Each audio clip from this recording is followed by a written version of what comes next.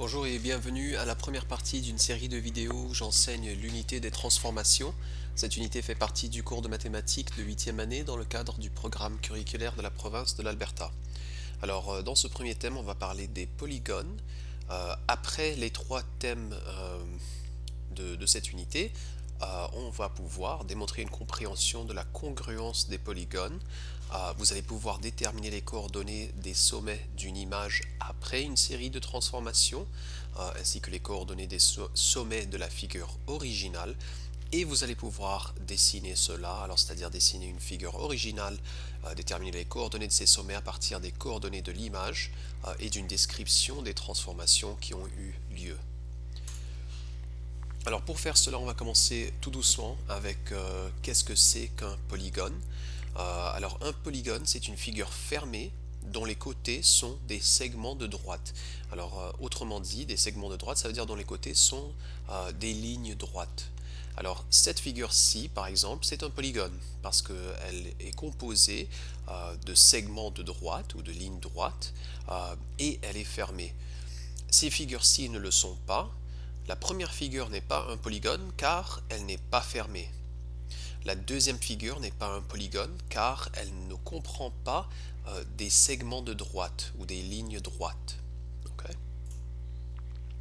Maintenant, les polygones peuvent être réguliers ou irréguliers.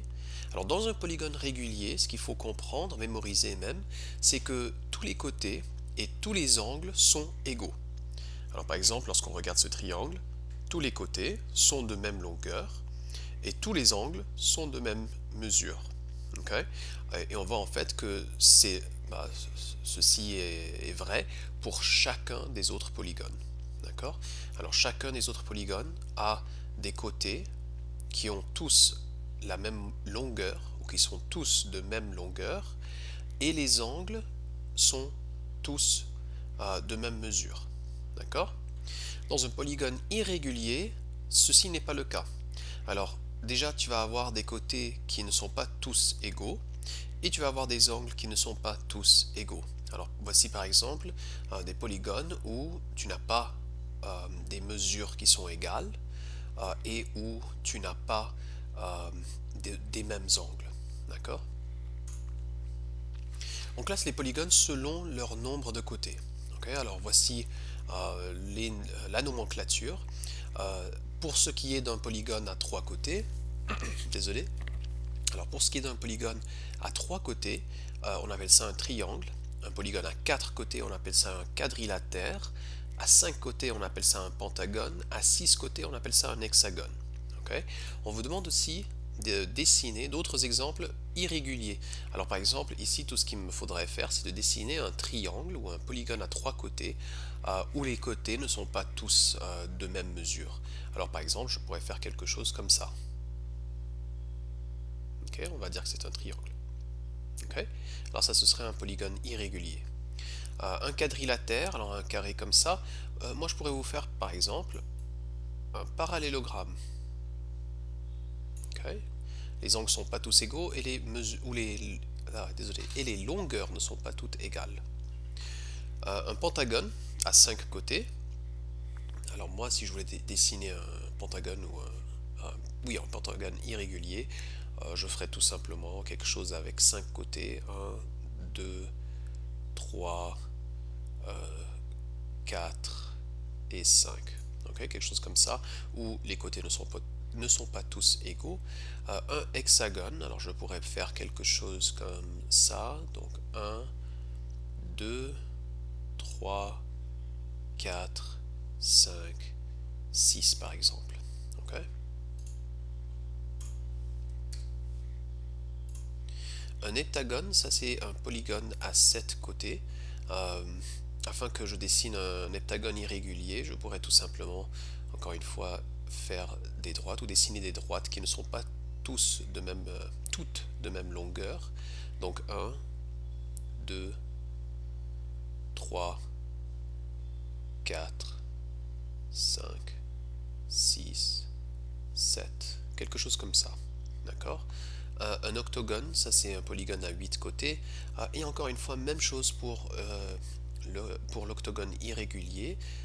Tout simplement, tu dessines, bon, on va pas dire n'importe quoi, mais 8 segments de droite qui ne sont pas tous de même longueur. D'accord? Et tu les relis tous. Alors, par exemple, 1, 2, 3, 4, 5, 6, 7, 8. Ça, par exemple, ce serait un octogone irrégulier. D'accord? Maintenant, juste pour ne pas gaspiller trop de temps, je pense que vous avez compris l'idée pour ce qui est des polygones irréguliers. Un nonagone, ça c'est un polygone à 9 côtés. Sachez aussi qu'on pourrait appeler cela un enniagone. C'est juste un synonyme de nonagone. Un décagone, un polygone à 10 côtés, et un dodécagone, un polygone à 12 côtés. Alors ici, on te demande dans le premier exemple de nommer les polygones ci-dessous. Ok?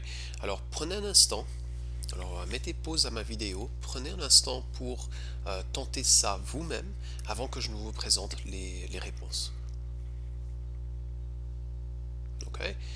Alors, maintenant que vous avez tenté ça, je vais vous montrer les réponses. Voilà. Alors ici, on a un triangle évidemment à 3 côtés, un quadrilatère à 4 côtés, un quadrilatère à 4 côtés, un autre triangle à 3 côtés, quadrilatère à 4 côtés, quadrilatère à 4 côtés, un octogone, 1, 2, 3, 4, 5, 6, 7, 8 côtés, un hexagone à 6 côtés, un triangle, un autre octogone, un hexagone, 6 côtés pour celui-là, un octogone, celui-ci aussi, 1, 2, 3, 4, 5, 6, 7, 8, un quadrilatère, un quadrilatère, un quadrilatère, un autre octogone, un triangle et un heptagone. Okay, dans l'exemple 2, alors ici on te dit, voici un ensemble de polygones. Toutes ces figures ont une même caractéristique. Okay, alors qu'est-ce qu'on remarque ici?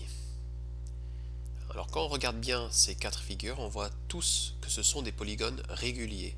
Ça veut dire que chacun d'eux a des côtés de même longueur et des angles de même mesure. Okay?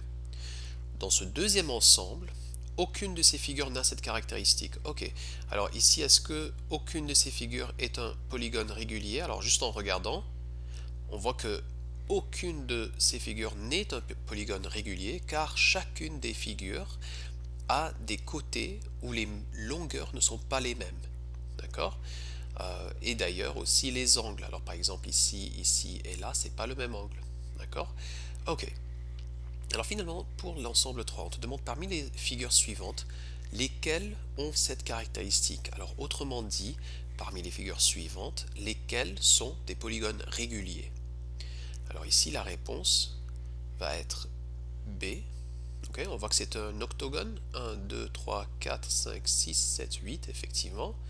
Et D, on voit que c'est un pentagone. D'accord? A et C ne sont pas des polygones réguliers et ils sont donc des polygones irréguliers. D'accord? Encore un rappel, je sais que je l'ai dit plusieurs fois, mais un dernier rappel, on va dire.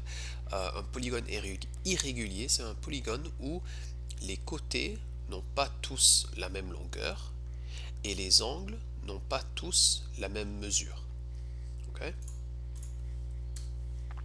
Alors ça, c'était le thème 1. Okay? Maintenant, je vais passer tout de suite au thème 2 dans cette vidéo-là.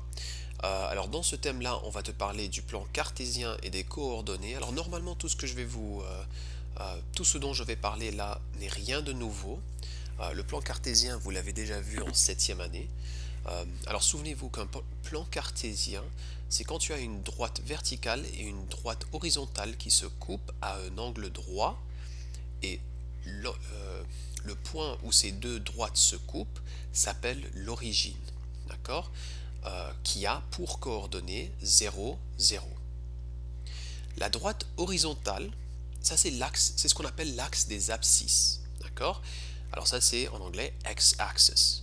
Tandis que la droite verticale, ça c'est ce qu'on appelle l'axe des ordonnées, et en anglais ça c'est y-axis. Okay? Le fait que ces deux droites se coupent, en fait, crée 4 régions qu'on appellera des cadrans. Okay? Alors il crée 4 cadrans, Les cadrans sont numérotés de 1 à 4 dans le sens inverse des aiguilles d'une montre. Alors regardez ma souris, ça c'est le sens inverse des aiguilles d'une montre et on commence la numérotation dans le cadran supérieur droite. Les points situés sur les axes n'appartiennent à aucun cadran. Ok. Alors voici par exemple notre plan cartésien. On vous avait dit qu'on commençait à numéroter nos cadrans dans la région, dans le cadran supérieur droite. Alors ça c'est le premier cadran. Et ensuite on va et en fait on numérote dans le sens inverse des aiguilles d'une montre. C'est-à-dire que ce cadran-ci serait le deuxième cadran, ce cadran-ci serait le troisième cadran, et finalement ce cadran-ci serait le quatrième cadran. Okay. Notre axe horizontal, c'est ce qu'on appelle l'axe des abscisses, comme on l'avait mentionné dans la diapositive précédente. Notre axe vertical, c'est l'axe des ordonnées. D'accord? Maintenant, l'endroit où ces deux se coupent, on appelle ça l'origine, et comme on l'avait vu, l'origine a pour coordonnées 0, 0. D'accord? Maintenant, comme on le voit, le premier cadran, voici ses coordonnées. Okay? Et en fait, plutôt, voici le signe de ces coordonnées. Ça veut dire que la coordonnée ou la valeur des abscisses, okay, la valeur des abscisses, ça veut dire la valeur de x, elle va être positive. La valeur des ordonnées, la valeur de y, va être positive. Alors encore une fois, pensez à votre axe horizontal comme étant une droite numérique, en fait. Où ça, ici, c'est le 0. La partie droite de notre droite numérique, désolé. La partie droite de notre droite numérique, c'est la partie qui est positive, tandis que la partie gauche de notre droite numérique, c'est la partie qui est négative. D'accord? Alors ici, forcément, on se trouve dans la partie positive de l'axe des abscisses. D'accord? De même, on se trouve dans la partie positive de l'axe des ordonnées. D'accord? Alors voici notre axe des ordonnées. Voici 0, la partie au-dessus de 0, elle est positive, la partie en dessous de 0, elle est négative. D'accord? Alors forcément, tout point qui se trouverait dans ce premier cadran aurait une valeur des abscisses positive et une valeur des ordonnées positive. Ici, dans le deuxième cadran, puisque là, on est dans la partie négative de notre axe des abscisses, notre valeur des abscisses va être négative. Tandis que notre valeur des ordonnées va toujours être positive, puisqu'on est quand même toujours dans la partie supérieure de notre axe des ordonnées. Okay? Dans le troisième cadran, alors dans ce troisième cadran, on est non seulement dans la partie négative de notre axe des abscisses, tel qu'indiqué par ce signe de négatif, mais on est aussi dans la partie négative de notre axe des ordonnées, tel qu'indiqué par ce signe de négativité qui prend la place de la valeur des ordonnées. D'accord? Finalement, dans le quatrième cadran, on est maintenant à nouveau dans la partie positive de l'axe des abscisses et on est toujours dans la partie négative de l'axe des ordonnées. Ça veut dire que n'importe quel point qui se trouverait dans ce quatrième cadran aurait une valeur des abscisses qui va être positive et une valeur des ordonnées qui va être négative. D'accord? Alors ici, le premier nombre, la valeur de l'abscisse, soit la valeur de x, je vous l'ai déjà indiqué, t'indique où le point se trouve sur l'axe horizontal par rapport à l'origine. On en a parlé. De même pour la valeur de y, c'est-à-dire la valeur de l'ordonnée. Alors dans cet exemple, on te demande de déterminer les coordonnées de chacun des points ci-dessous. Alors, par exemple, lorsque je regarde ce point A, on sait que lorsqu'on écrit une coordonnée, on commence toujours avec la valeur des abscisses. D'accord? Alors le point A, horizontalement, il est situé à 3. Et verticalement, il est situé à 2. Donc le point A a pour coordonnées 3, 2. Pour ce qui est du point B, alors voici le point B, horizontalement, comparé à l'origine, okay, par rapport à l'origine, horizontalement, il se trouve à moins 4.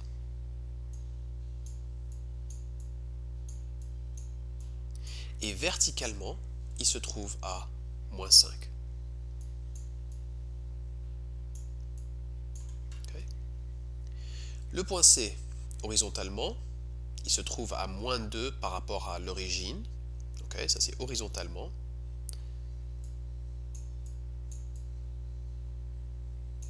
Tandis que verticalement, il est situé à 3 par rapport à l'origine.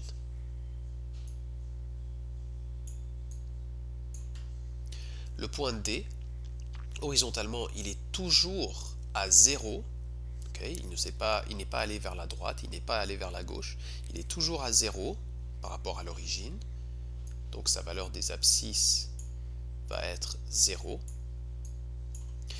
Tandis que sa valeur des ordonnées va être 4. Il est situé verticalement à 4 unités au-dessus de l'origine, c'est-à-dire en haut de l'origine.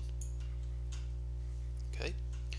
Le point E, lui, se trouve à 6 unités à droite de l'origine, donc horizontalement, à 6 unités de l'origine. Par contre, verticalement, il se trouve toujours sur 0. Okay. Il ne s'est pas déplacé verticalement vers le haut, ni vers le bas, il est toujours situé à, on va dire, une altitude de 0.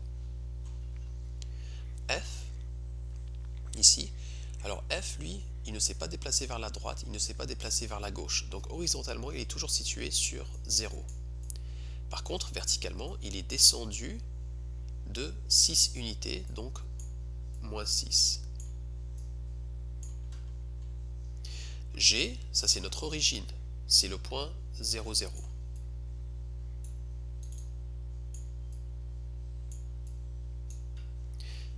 H, il est situé à 3 unités à gauche de l'origine, donc à une distance horizontale de moins 3. Tandis que verticalement, il ne s'est pas déplacé vers le haut ni vers le bas, il est toujours sur l'axe des abscisses, donc à une hauteur de, ou une valeur des ordonnées de 0. Et finalement I, lui, se trouve à 3 unités à droite de l'origine, donc 3, et se trouve à 3 unités en dessous de l'origine, donc moins 3. Okay. Sinon, voilà tout. C'était les deux premiers thèmes de cette toute petite unité de transformation. Alors merci beaucoup et à la prochaine. Au revoir tout le monde.